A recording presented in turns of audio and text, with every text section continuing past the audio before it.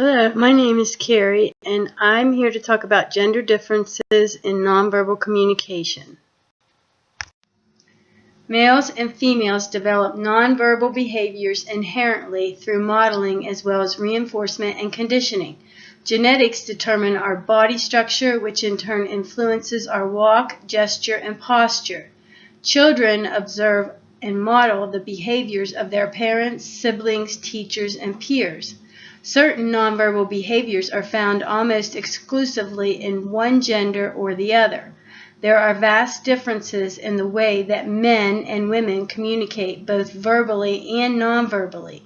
Studying the nonverbal behaviors of both males and females can help us to communicate more effectively. Next, you will see how the guys and girls describe the same incident in two different ways. Ross kissed me. No! Oh my God! Oh my God! Oh my God! Unbelievable! Oh my God! Oh my God! Oh my God! Okay, all right, we want to hear everything. Monica, get the wine and unplug the phone. Okay. Rachel, does this end well or do we need to get tissues? Oh, it ended very well. Oh, do not start without me! Do not start without me! Okay, all right. Let's hear about the kiss.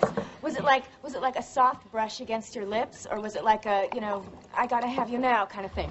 Well, at first it was really intense, and then, oh God, and then we just sort of sunk into it. Oh, so, okay, was he holding you, or was his hands like on your back? And, No, actually, first they started out on my waist, and then they slid up, and then they were in my hair.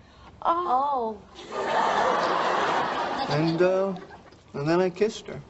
Tongue? Yeah. Cool.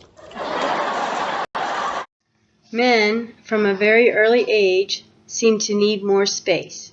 In this photo, notice how the male is sitting with legs spread, while the female has her legs together and her hands folded together, neatly placed on her lap. Much of this may be inherent, as boys will be often much larger than girls once they mature. Boys tend to like to play games that take up a lot of room, while girls will often sit quietly in a small space with dolls and paper crafts. Men tend to make larger, more sweeping gestures, while women keep their arms closer to their bodies and make more subtle and contained gestures. Kinesics is used to refer to things like body movement, facial expressions, including eye contact. Women generally establish more eye contact than men. Women avert their gazes more than men, and women seem to value eye contact more than men. Men use less facial expressions than women, and men smile less and are less likely to return smiles than women.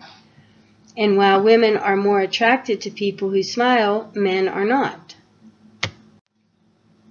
In general, men's posture and bearing is related to their proxemics behaviors, in that they basically take up more space than women.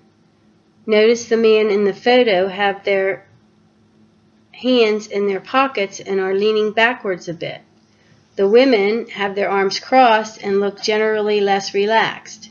In the photo on the right, notice the male is using a wide sweeping gesture with his arms flung way up and wide.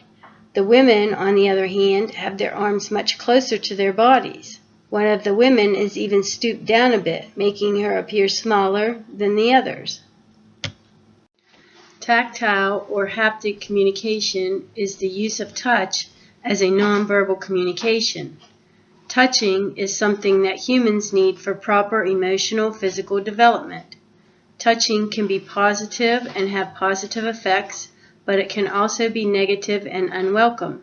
A child who is deprived of touch will not be able to develop normally, either emotionally or physically. There are many tragic examples of neglected children who are never able to recover from early touch deprivation. Conversely, when a person is abused, either physically or sexually, he or she can have very serious personality consequences. Abused children have commonly been found to have dissociative disorders and other personality disorders that cause lifelong crippling mental health problems. As adults, men tend to touch others more than women do.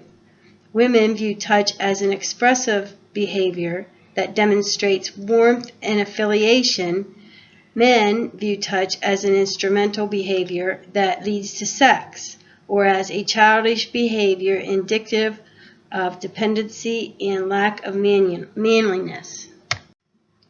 Paralinguistic differences between men and women seem to be inherent. Men generally have larger and thicker larynxes.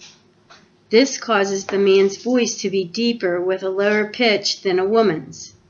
When a young man begins to secrete more testosterone and his muscles begin to develop much larger than his female counterparts, his larynx also changes. This is what causes the young man's voice to deepen in the teen years. Men often have a much larger and more powerful chest cavities, allowing them to force more air through their larynx and allowing them to naturally be able to speak much louder than many women.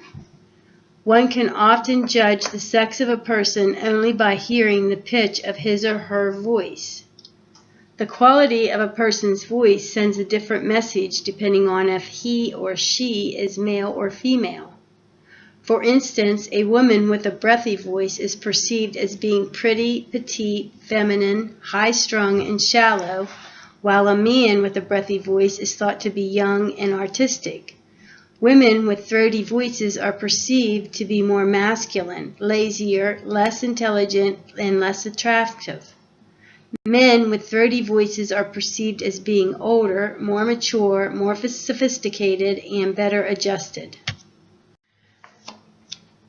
Artifact in nonverbal communication has to do with how a person communicates by his or her appearance. Artifact is definitely a personal choice. A person is actually saying something about himself or herself by how he or she styles his or her hair, how much or how little jewelry or makeup he or she wears. A person's occupation may be guessed by looking at what he or she is wearing. In the photos, each person is saying something obvious about him or herself. The man with the tattoo looks to be tough and fiercely independent. The girl with the hat seems to be saying that she loves to have fun and that she loves sunny weather. The next girl is wearing a big sassy necklace and has struck a sassy, confident pose. The man in the suit looks to be a businessman, but young, confident, and exuberant.